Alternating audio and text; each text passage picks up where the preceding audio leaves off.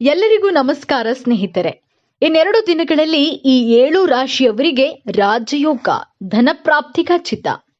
ವಾಸ್ತವವಾಗಿ ಬುಧ ಉದ್ಯೋಗ ಮತ್ತು ವ್ಯವಹಾರಕ್ಕೆ ಕಾರಣವಾದ ಬುಧ ಗ್ರಹವು ಜನವರಿ 6ರಂದು ವೃಶ್ಚಿಕ ರಾಶಿಯನ್ನ ತೊರೆದು ಧನು ರಾಶಿಯನ್ನ ಪ್ರವೇಶಿಸುತ್ತದೆ.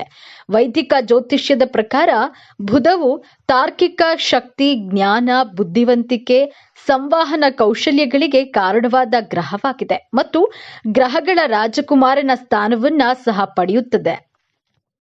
ಬುಧವು ಆಲೋಚನೆಗಳು ಮತ್ತು ಬುದ್ಧಿಶಕ್ತಿಯನ್ನ ವಿನಿಮಯ ಮಾಡಿಕೊಳ್ಳುವ ನಮ್ಮ ಸಾಮರ್ಥ್ಯವನ್ನ ನಿಯಂತ್ರಿಸುತ್ತದೆ. ಬುಧನು ಒಂದು ರಾಶಿಯನ್ನ ಬಿಟ್ಟು ಇನ್ನೊಂದು ರಾಶಿಯನ್ನ ಪ್ರವೇಶಿಸಿದಾಗ ಅದರ ಪ್ರಭಾವವು ಮೇಷದಿಂದ ಮೀನದವರೆಗಿನ ಎಲ್ಲ 12 ರಾಶಿಗಳ ಮೇಲೂ ಬೀಳುತ್ತದೆ. ಅಂತಹ ಪರಿಸ್ಥಿತಿಯಲ್ಲಿ ಬುಧ ಸಂಕ್ರಮಣವು 7 ರಾಶಿಗಳಿಗೆ ಜನವರಿ ತಿಂಗಳ ಪೂರ್ತಿ ಅನೇಕ ಲಾಭಗಳನ್ನ ತರಲಿದೆ. ಮೇಷ, ಸಿಂಹ ಸೇರಿದಂತೆ ಈ ರಾಶಿ ಚಕ್ರದ ಚಿಹ್ನೆಗಳು ಉದ್ಯೋಗ ಮತ್ತು ವ್ಯವಹಾರಗಳಲ್ಲಿ ಹೆಚ್ಚು ಪ್ರಯೋಜನಗಳನ್ನ ಪಡೆಯುವಂತೆ ಮತ್ತು ಅವರ ಮಾತುಗಳಿಂದ ಪ್ರತಿಯೊಬ್ಬರ ಮೇಲೆ ಪ್ರಭಾವ ಬೀರುತ್ತವೆ. ಧನು ರಾಶಿಯಲ್ಲಿ ಬುಧ ಸಂಕ್ರಮಣದಿಂದ ಈ ರಾಶಿಯವರಿಗೆ ಏನೆಲ್ಲ ಲಾಭಗಳು ಸಿಗುತ್ತವೆ ಎಂದು ತಿಳಿಯೋಣ ಬನ್ನಿ. ಅದಕ್ಕೂ ಮುಂಚೆ ನೀವಿನ್ನು ನಮ್ಮ ಚಾನೆಲ್ಗೆ ಸಬ್ಸ್ಕ್ರೈಬ್ ಆಗಿಲ್ಲ ಅಂದ್ರೆ ಈಗಲೇ ಸಬ್ಸ್ಕ್ರೈಬ್ ಆಗಿ, ಹಾಗೆ ವಿಡಿಯೋಗೆ ಲೈಕ್ ಮಾಡಿ, ವಿಡಿಯೋವನ್ನ ಸ್ಕಿಪ್ ಮಾಡದೆ ಕೊನೆ ತನಕ ನೋಡಿ. ಕುಂಭ ರಾಶಿ. ಬುಧನು ನಿಮ್ಮ ರಾಶಿಯಿಂದ 11ನೇ ಸ್ಥಾನದಲ್ಲಿ ತನ್ನ ರಾಶಿಯನ್ನ ಬದಲಾಯಿಸಲಿದ್ದಾನೆ. ಈ ಅವಧಿಯಲ್ಲಿ ದೀರ್ಘಕಾಲದಿಂದ ಅಂಟಿಕೊಂಡಿದ್ದ ನಿಮ್ಮ ಎಲ್ಲಾ ಕೆಲಸಗಳು ಪೂರ್ಣಗೊಳ್ಳುತ್ತವೆ ಮತ್ತು ನಿಮ್ಮ ವ್ಯಕ್ತಿತ್ವವು ಸುಧಾರಿಸುತ್ತದೆ. ನಿಮ್ಮ ಹಣ ಎಲ್ಲೋ ಸಿಕ್ಕಿ ಹಾಕಿಕೊಂಡಿರೆ ಈ ಅವಧಿಯಲ್ಲಿ ಅದನ್ನ ಪಡೆಯುವ ಸಾಧ್ಯತೆ ಇದೆ. ಉದ್ಯೋಗವನ್ನ ಹುಡುಕುತ್ತಿರುವಂತಹ ಯುವಕರು ಸಾರಿಗೆ ಅವಧಿಯಲ್ಲಿ ಮಂಗಳಕರ ಫಲಿತಾಂಶಗಳನ್ನ ಪಡೆಯುತ್ತಾರೆ. ಇದು ನಿಮ್ಮ ವೃತ್ತಿ ಜೀವನವನ್ನ ಪ್ರಾರಂಭಿಸಲು ನಿಮಗೆ ಅವಕಾಶವನ್ನ ನೀಡುತ್ತದೆ. ನಿಮ್ಮ ಸಂಗಾತಿಯೊಂದಿಗಿನ ನಿಮ್ಮ ಸಂಬಂಧವು ಉತ್ತಮವಾಗಿರುತ್ತದೆ ಮತ್ತು ಇಬ್ಬರ ನಡುವಿನ ಉತ್ತಮ ಹೊಂದಾಣಿಕೆಯಿಂದಾಗಿ ನೀವು ಸಹ ಪರಸ್ಪರ ಮುಕ್ತವಾಗಿ ಮಾತನಾಡ್ತೀರಿ. ಇದು ಸಂಬಂಧವನ್ನ ಬಲಪಡಿಸುತ್ತದೆ. ಇದು ನಿಮಗೆ ಸಾಕಷ್ಟು ಲಾಭದಾಯಕವಾಗಿರಲಿದೆ. ನಿಮ್ಮ ಜೀವನದಲ್ಲಿ ಇರುವಂತಹ ಸುಖದಲ್ಲಿ ಅಭಿವೃದ್ಧಿ ಕಂಡು ಬರಲಿದೆ. ವಿಶೇಷವಾಗಿ ಹೊಸ ವರ್ಷ ಎನ್ನುವುದು ಕುಂಭ ರಾಶಿಯ ಜಾತಕದವರಿಗೆ ಆರ್ಥಿಕತೆಯ ವಿಚಾರದಲ್ಲಿ ಸಾಕಷ್ಟು ಲಾಭವನ್ನ ತರಲಿದೆ. ಹೊಸ ಪ್ರಾಪರ್ಟಿಯನ್ನ ಖರೀದಿ ಮಾಡುವುದಕ್ಕೆ ಅಥವಾ ಅದರಲ್ಲಿ ಹೂಡಿಕೆ ಮಾಡುವುದಕ್ಕೆ ಇದು ಹೇಳಿ ಮಾಡಿಸಿದ ಸಮಯ. ರಿಯಲ್ ಎಸ್ಟೇಟ್ ಹಾಗೂ ಪ್ರಾಪರ್ಟಿಗಳನ್ನ ಮಾರಾಟ ಹಾಕುವ, ಖರೀದಿ ಮಾಡುವಂತಹ ಕ್ಷೇತ್ರದಲ್ಲಿ ತಮ್ಮನ್ನ ತಾವು ತೊಡಗಿಸಿಕೊಂಡಿರುವವರು ಈ ಸಂದರ್ಭದಲ್ಲಿ ಕೈತುಂಬ ಸಂಪಾದನೆಯನ್ನ ಮಾಡಲಿದ್ದಾರೆ. ಈ ಸಂದರ್ಭದಲ್ಲಿ ತಂದೆ ತಾಯಿಯ ಜೊತೆಗೆ ಕೂಡ ನಿಮ್ಮ ಬಾಂಧವ್ಯ ಇನ್ನಷ್ಟು ನಿಕಟವಾಗುತ್ತದೆ. ಹೀಗಾಗಿ ಜೀವನದಲ್ಲಿ ಸಂತೋಷ ನೆಲೆಸಲಿದೆ. ಮೇಷರಾಶಿ. ಬುಧ ಗ್ರಹವು ನಿಮ್ಮ ರಾಶಿಯಿಂದ 9ನೇ ಮನೆಯಲ್ಲಿ ಸಾಗಲಿದೆ. ಈ ಸಮಯದಲ್ಲಿ ನೀವು ನಿಮ್ಮ ಮಾತಿನ ಮೂಲಕ ಎಲ್ಲರನ್ನ ಆಕರ್ಷಿಸುವಿರಿ ಮತ್ತು ನಿಮ್ಮ ಸಂವಹನ ಕೌಶಲ್ಯವೂ ಸಹ ಬಲಗೊಳ್ಳುತ್ತದೆ. ಇದರಿಂದಾಗಿ ನೀವು ಅಪೂರ್ಣ ಕಾರ್ಯಗಳನ್ನ ಸುಲಭವಾಗಿ ಪೂರ್ಣಗೊಳಿಸಲು ಸಾಧ್ಯವಾಗುತ್ತದೆ. ಕುಟುಂಬ ಸದಸ್ಯರೊಂದಿಗೆ ತೀರ್ಥಯಾತ್ರೆಗೆ ಹೋಗುವ ಸಾಧ್ಯತೆ ಇದೆ ಮತ್ತು ನೀವು ಧಾರ್ಮಿಕ ಚಟುವಟಿಕೆಗಳಲ್ಲಿಯೂ ಆಸಕ್ತಿ ಹೊಂದುತ್ತೀರಿ. ಉದ್ಯೋಗ ಮತ್ತು ವ್ಯಾಪಾರ ಮಾಡುವವರು ಬುಧ ಸಂಚಾರದಿಂದ ಉತ್ತಮ ಲಾಭವನ್ನ ಪಡೆಯುತ್ತಾರೆ ಮತ್ತು ಬುದ್ಧಿವಂತಿಕೆಯ ಮೂಲಕ ತಮ್ಮ ಆರ್ಥಿಕ ಪರಿಸ್ಥಿತಿಯನ್ನ ಬಲಪಡಿಸಲು ಸಾಧ್ಯವಾಗುತ್ತದೆ.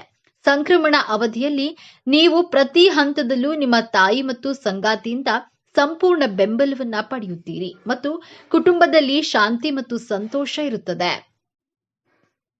ಹಿರಿಯರ ಮಾರ್ಗದರ್ಶನದಲ್ಲಿ ನೀವು ಜೀವನದಲ್ಲಿ ಉತ್ತಮವಾದದ್ದನ್ನ ಸಾಧಿಸುವಿರಿ ಮತ್ತು ದಾನ ಧರ್ಮ ಕೆಲಸಗಳಿಂದ ನಿಮಗೆ ಉತ್ತಮ ಲಾಭ ದೊರಕಲಿದೆ. ಕೆಲಸವನ್ನ ಮಾಡುವ ಮೇಷರಾಶಿಗೆ ಸೇರಿದ ಜನರು ತಮ್ಮ ವೃತ್ತಿ ಜೀವನದಲ್ಲಿ ಆರಾಮದಾಯಕ ಸ್ಥಿತಿಯಲ್ಲಿರುವರು ಮತ್ತು ಹೊಸ ಕೆಲಸಕ್ಕಾಗಿ ಉತ್ತಮ ಅವಕಾಶಗಳನ್ನ ಪಡೆಯುವರು. ಮೇಷರಾಶಿಗೆ ಸೇರಿದ ಜನರಿಗೆ ಲಾಭದಾಯಕವಾಗಿರಲಿದೆ. ಈ ರಾಶಿಗೆ ಸೇರಿದ ವಿದ್ಯಾರ್ಥಿಗಳು ಉನ್ನತ ಶಿಕ್ಷಣಕ್ಕಾಗಿ ಉತ್ತಮ ಅವಕಾಶಗಳನ್ನ ಪಡೆಯುವರು.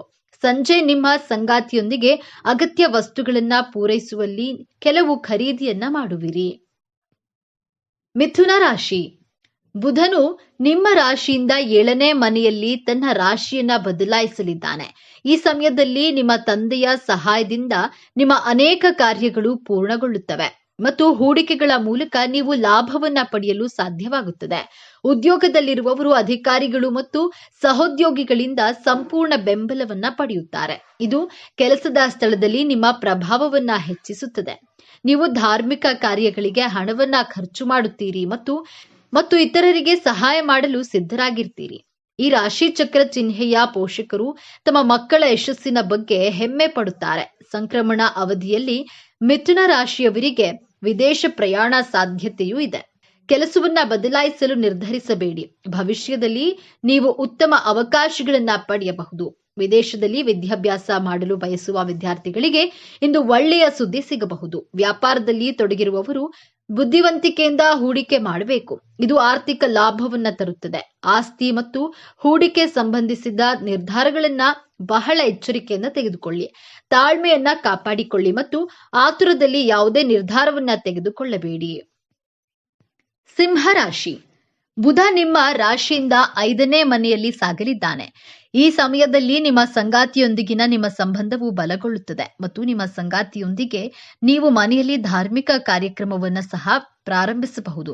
ನೀವು ಹೊಸ ವ್ಯವಹಾರವನ್ನ ಪ್ರಾರಂಭಿಸಲು ಬಯಸಿದ್ರೆ ನೀವು ಉತ್ತಮ ಲಾಭವನ್ನ ಪಡೆಯುತ್ತೀರಿ ಮತ್ತು ನಿಮ್ಮ ವ್ಯವಹಾರವನ್ನ ವಿಸ್ತರಿಸುವ ಸ್ಥಿತಿಯಲ್ಲಿರ್ತೀರಿ. ನೀವು ಹೊಸ ವಾಹನ ಅಥವಾ ಭೂಮಿಯನ್ನ ಖರೀದಿಸಲು ಬಯಸಿದ್ರೆ ಈ ಅವಧಿಯಲ್ಲಿ ನಿಮ್ಮ ಆಸೆ ಈಡೇರುತ್ತದೆ. ಸಾರಿಗೆ ಅವಧಿಯಲ್ಲಿ ಸಂವಹನ ಕೌಶಲ್ಯಗಳು ಉತ್ತಮವಾಗಿರುತ್ತವೆ. ಆದ್ದರಿಂದ ನಿಮ್ಮ ಸುತ್ತಲಿನ ವಾತಾವರಣವು ತುಂಬಾ ಧನಾತ್ಮಕವಾಗಿರುತ್ತದೆ. ಕನ್ಯಾ ರಾಶಿ.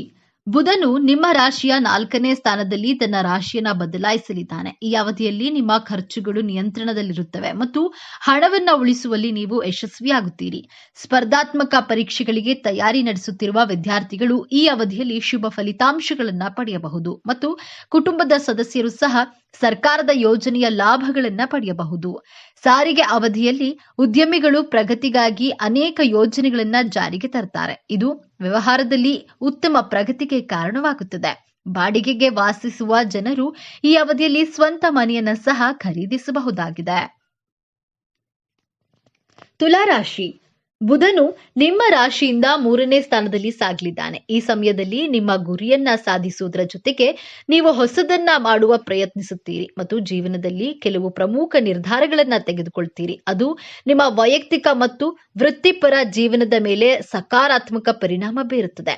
ಸರ್ಕಾರಿ ಉದ್ಯೋಗಿಗಳಿಗೆ ತಯಾರಿ ನಡೆಸುತ್ತಿರುವ ವಿದ್ಯಾರ್ಥಿಗಳು ಸಾರಿಗೆ ಅವಧಿಯಲ್ಲಿ ಉತ್ತಮ ಫಲಿತಾಂಶಗಳನ್ನ ಪಡೆಯುತ್ತಾರೆ. ಒಬ್ಬ ವಿಶೇಷ ವ್ಯಕ್ತಿ ಒಂಟಿ ಜನರ ಜೀವನದಲ್ಲಿ ಪ್ರವೇಶಿಸಬಹುದು.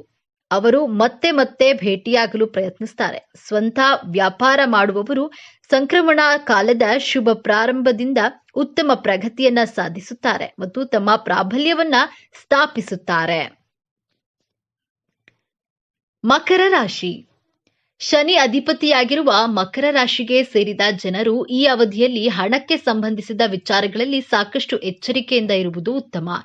ದೊಡ್ಡ ಹಣದ ವಹಿವಾಟಿನ ಸಂದರ್ಭದಲ್ಲಿ ನಿಮ್ಮ ವಿಶ್ವಾಸ ಪಾತ್ರರ ಮಧ್ಯಸ್ಥಿಕೆಯನ್ನ ಹೊಂದಿರುವಂತೆ ಮಾಡುವುದು ಉತ್ತಮ. ಕಾಗದ ಪತ್ರಗಳಿಗೆ ಸಂಬಂಧಿಸಿದಂತಹ ಕೆಲಸಗಳ ಬಗ್ಗೆ ಈ ಅವಧಿಯಲ್ಲಿ ನೀವು ಹೆಚ್ಚು ಎಚ್ಚರಿಕೆಯಿಂದ ಇರಬೇಕಾಗುತ್ತದೆ. ಮಕರ ರಾಶಿಗೆ ಸೇರಿದ ಜನರು ತಮ್ಮ ವ್ಯಾಪಾರದಲ್ಲಿ ಸಾಕಷ್ಟು ಕಷ್ಟಗಳನ್ನ ಎದುರಿಸಬೇಕಾಗಬಹುದು. ಈ ಸಮಯದಲ್ಲಿ ನಿಮ್ಮ ಯಾವುದಾದ್ರೂ ಕೆಲಸ ಅರ್ಧಕ್ಕೆ ನಿಲ್ಲುವ ಸಾಧ್ಯತೆ ಇದೆ. ಇದರೊಂದಿಗೆ ಮಕರ ರಾಶಿಗೆ ಸೇರಿದ ವಿದ್ಯಾರ್ಥಿಗಳು ಏಕಾಗ್ರತೆಯು ಈ ಅವಧಿಯಲ್ಲಿ ಬೇರೆ ಕಡೆ ತಿರುಗುವ ಸಂಭವವಿದೆ. ಇದರಿಂದಾಗಿ ನೀವು ಶಿಕ್ಷಣಕ್ಕೆ ಸಂಬಂಧಿಸಿದ ಕ್ಷೇತ್ರದಲ್ಲಿ ಸಾಕಷ್ಟು ಏರಿಳಿತಗಳನ್ನ ಹೊಂದುವಿರಿ. ಈ ಸಮಯದಲ್ಲಿ ಮಕರ ರಾಶಿಗೆ ಸೇರಿದ ಜನರು ನಕಾರಾತ್ಮಕವಾಗಿ ಮಾತನಾಡುವ ಪ್ರತಿಯೊಂದನ್ನು ದೂರವಿರಿಸುವುದು ಉತ್ತಮ. ಈ ಅವಧಿಯಲ್ಲಿ ಮಕರ ರಾಶಿಗೆ ಸೇರಿದ ಜನರು ಹಸಿರು ಬಣ್ಣದ ಬಟ್ಟೆಯನ್ನ ಧರಿಸಿ ಮತ್ತು ಗಣೇಶನಿಗೆ ಮೋದಕವನ್ನ ಅರ್ಪಿಸಿ. ಸ್ನೇಹಿತರೆ, ಈ ಮಾಹಿತಿ ನಿಮಗೆ ಇಷ್ಟವಾಗಿದ್ದಲ್ಲಿ ದಯವಿಟ್ಟು ಶೇರ್ ಮಾಡಿ, ಲೈಕ್ ಮಾಡಿ ಮತ್ತು ನಮ್ಮ ಚಾನೆಲ್ಗೆ ಸಬ್ಸ್ಕ್ರೈಬ್ ಆಗಿ. ಎಲ್ಲರೂ ಭಕ್ತಿಯಿಂದ ಓಂ ಶ್ರೀ ಶನೀಶ್ವರ ನಮಃ ಅಂತ ಕಮೆಂಟ್ ಮಾಡಿ. ಧನ್ಯವಾದಗಳು.